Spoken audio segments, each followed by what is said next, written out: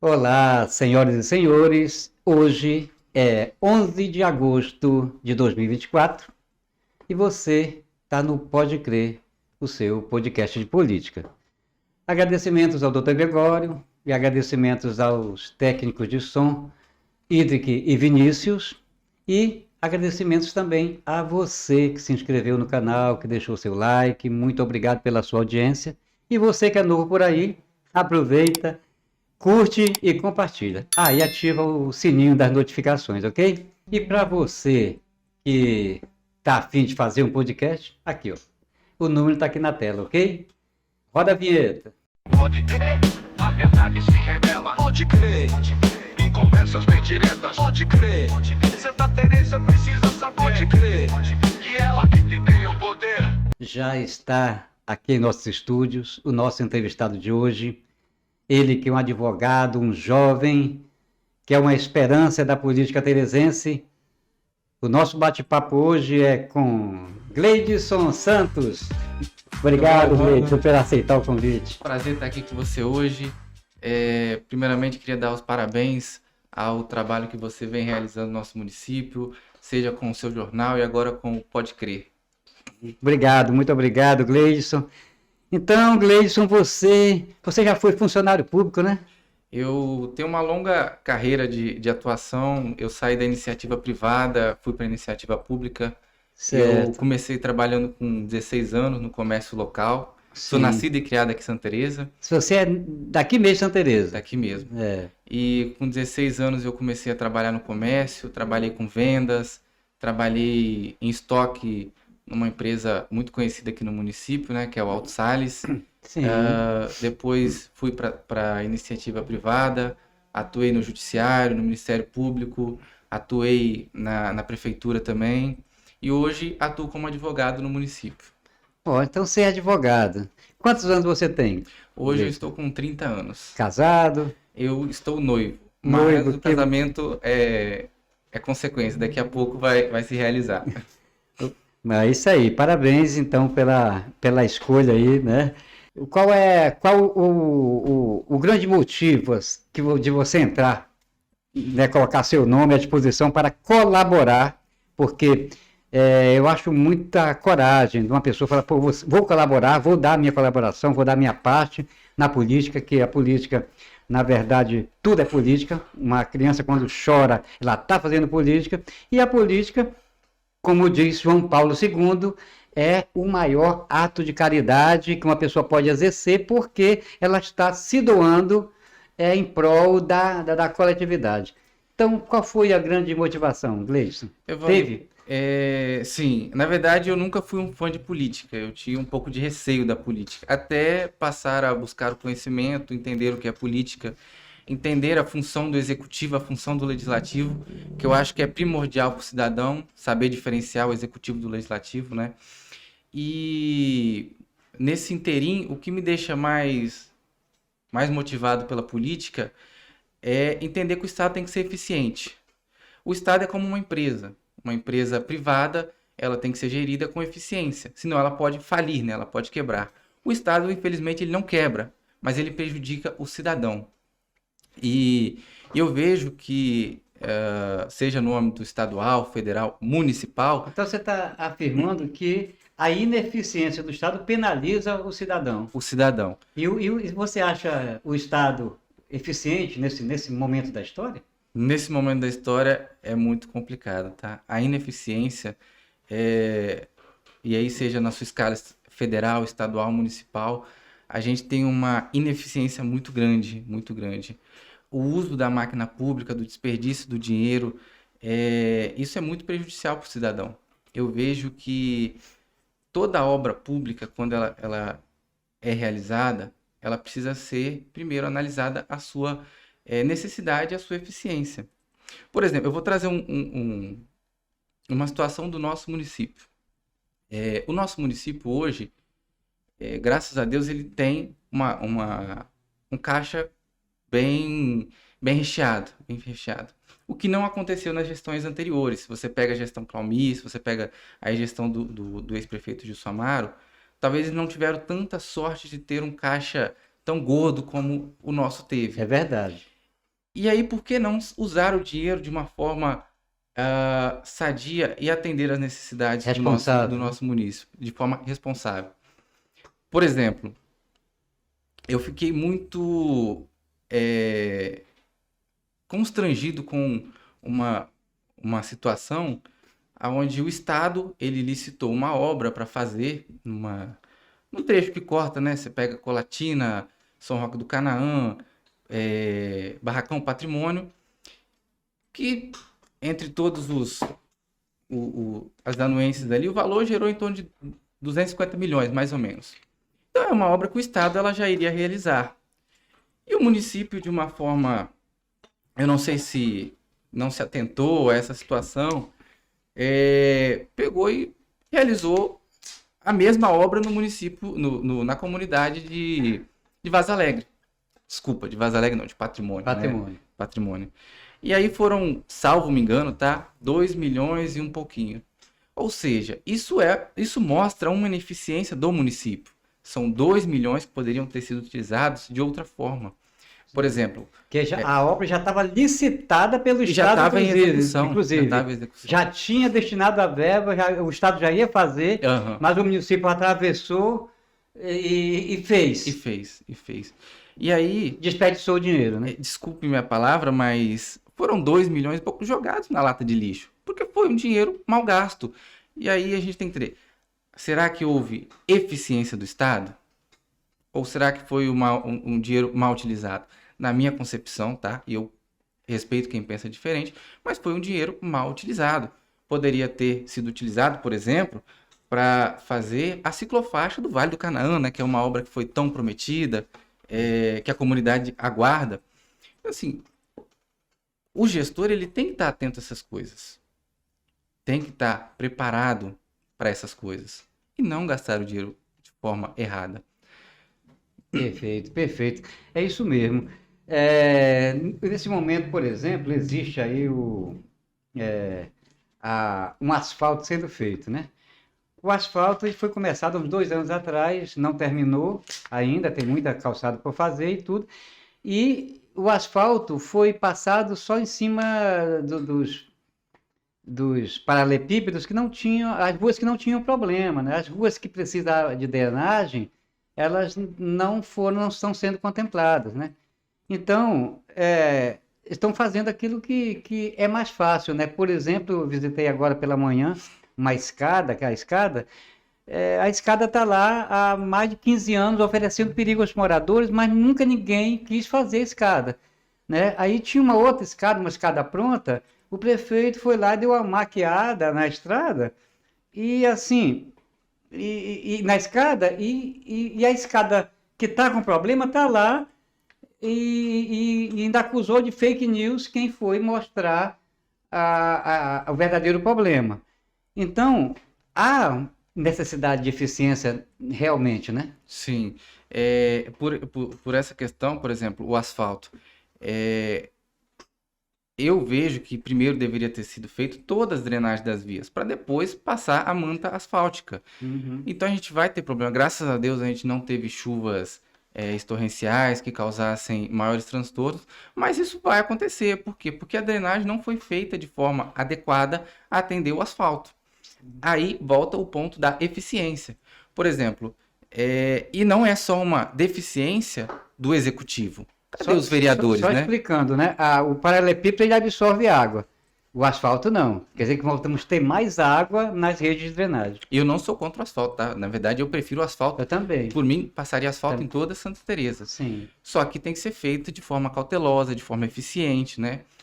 E a volta à questão da eficiência, por exemplo, Evandro, na questão do asfalto que foi feito no município na comunidade de Patrimônio, aonde estão nossos vereadores? Salvo me engano, 2 vereadores levantaram questionamento, questionaram, usaram a tribuna da Câmara, por que usar esse dinheiro, sendo que a obra já estava contemplada? Por quê? E os outros vereadores, o que fizeram? Então a eficiência, por mais que o dono do cofre, né, assim a gente usa no jargão popular, seja o chefe do executivo, cabe ao legislativo fiscalizar, cobrar postura. E eu não vi isso. Infelizmente passou batido. Não sei se foi uma falha ou se foi realmente porque era interesse, mas eu não vi esse questionamento. E o legislativo ele tem muita importância nesse ponto. E as pessoas têm que saber que o legislativo é justamente para fiscalizar, principalmente, né? Além de propor leis, né? É a principal função do Evandro, legislativo. eu vejo que no atual cenário, até porque muitas vezes não dá voto, né? Você ir lá mostrar o buraco, mostrar a rua sem calçamento, mas e a fiscalização do contrato? Você pegar, você analisar o contrato, você analisar a fiscalização da obra, né? Enquanto ela está em execução. Porque depois que a obra foi entregue, que vão surgir os problemas, aí não tem muito o que se fazer. Tem muito o que fazer, Então, assim, verdade. a gente precisa de vereadores, além daqueles que estejam fiscalizando, cobrando ali o buraco, a tampa do bueiro, aquele apto a analisar o contrato, a estar analisando a execução da obra. E falta isso nesse momento. Pelo menos eu não me recordo de ter visto nessas últimas legislaturas. Certo. Salvo me engano, acho que o último vereador que eu vi apto a fazer isso foi inclusive o senhor Gregório, muito eficiente na fiscalização dos contratos, na análise das leis, não é verdade? e muito dessa eficiência do Dr. Gregório, a gente atribui, e pouca gente faz essa análise, ao seu assessor. Você sabe quem era o assessor do Gregório? O Stefânio, né? Stefânio, um cara 10, muito inteligente, Sim. e tinha uma compreensão de análise contratual muito fantástica. Legal. E também o Will Gregório foi o único vereador que licitou a contratação, né? Que Isso abriu aí. concurso para a contratação da assessor de parlamentar, coisa que é inédita em Santa Teresa, né? Isso É que o aí. pessoal gosta muito da rachadinha, né? Que é um outro modelo, um Isso outro aí. método. Na verdade, o cargo de assessor, muitas vezes, ele é atribuído a um cidadão que vai puxar voto para mim. É. Não me importa se ele é técnico, não me importa Se ele vai estar comparecer, comigo, se ele vai estar nas sessões. se ele vai me ajudar Eu vou tecnicamente. entregar o cargo para quem vai puxar mais voto para mim. E a gente precisa mudar esse cenário. Necessita. Necessita. Porque, trazendo ainda como referência o Gregório, olha a eficiência nesse cenário, né? Olha a eficiência. Verdade. É o meu dinheiro, é o seu dinheiro, é o dinheiro do João, da Maria, que está sendo utilizado para pagar o assessor. Então o assessor tem que trabalhar. Eu tenho notado, não sei se você me corrige se a tua percepção for outra, mas eu tenho notado que nessa última legislatura agora, o Kleber não tem tido os seus projetos, os projetos que ele submete à análise do legislativo, não tem tido análise, não tem tido emendas, não tem sido analisados, já vem às vezes com sentido de urgência e ninguém pede vista para estudar, né? Então está muito solto, muito tranquilo, né? O Bruno, que é o presidente da Câmara, nem chega a votar, coitado, Sim. porque não chega a ele a votação. Então está faltando mais ação efetiva da Câmara, né? Com relação aos projetos e com relação à fiscalização. Você concorda? Concordo plenamente com você, Wanda. Eu acho que falta mais fiscalização e falta diálogo, né? Chega período eleitoral, a gente sabe que não só os vereadores, mas diversos cidadãos, eles começam a questionar problemas, eles começam a levantar problemas, vão abraçar todo mundo, e isso é errado. A gente precisa fazer isso durante os 4 anos, a gente precisa conversar com as pessoas durante os 4 anos. Não é só nos últimos 6 meses pré-eleição, né? E esse diálogo às vezes falta muito com a comunidade, com o executivo, legislativo. Isso precisa melhorar. Isso precisa melhorar muito. Perfeito, perfeito. E com relação, por exemplo, às competências, né, de um vereador, porque o vereador nesse momento, muitos aí estão dando caixa de bombom, estão oferecendo telha. Eu já tenho um camarada que ofereceu lá na Alvorada R$300 pelo voto de um eleitor lá. Falei, meu Deus do céu, tá doido. Então, a função do legislativo não é isso, né, Cleiton? Eu vejo que esse é o voto que é caro, né? O voto que a gente paga caro. Às vezes eu falo assim, paga caro, mas eu não tô pagando nada. Mas você vai pagar. Você vai pagar porque você não vai ter uma fiscalização adequada, você não vai ter uma cobrança incisiva na questão da saúde. olha o nosso trânsito. Não é problema da atual gestão. Isso já é um problema que decorre de anos, né? Verdade. E por que não foi resolvido? Por exemplo, atualmente eu vejo que a nossa gestão, muito em decorrência da atuação do nosso ex-presidente Jair Bolsonaro, que deixou os caixas das prefeituras do Brasil todos cheio, né? Então a gente não tem problema financeiro hoje. Poderia ter se resolvido a questão do trânsito no centro. Perfeito. Por que o vereador não sentou entre executivo, legislativo e o cidadão para discutir o tema? Então tem que ser sentado com o cidadão, conversar e buscar resolver os problemas. Tinha um problema no nosso município que teve um ex-prefeito que teve a capacidade de resolver, que foi o trânsito da Vila Nova. E olha que maravilha que é a Vila Nova hoje. Verdade. E ninguém lembra disso, né? Resolveu verdade. o problema do trânsito da Vila Nova, resolveu o problema... E tudo com dinheiro, com recurso do município, que o Estado não ajudou na época, eu lembro, e também em 3 meses, né? E naquela época o nosso município era deficitário, né? Hoje naquela época tinha um orçamento de 67 milhões. Hoje tem mais que o dobro, né? Hoje deve estar beirando as faixas de, não vou falar precisamente, mas passando dos 200. Olha então só, olha a diferença. 3 vezes mais. 3 vezes mais. 3 vezes Então mais. hoje a gente tem a capacidade, o nosso município, né, de executar, e graças a Deus, qualquer obra. Seja fazer a ciclofaixa do Vale do Canaã, seja fazer o desvio, sem a necessidade de depender do Estado e do governo federal. Graças a Deus, né? Verdade.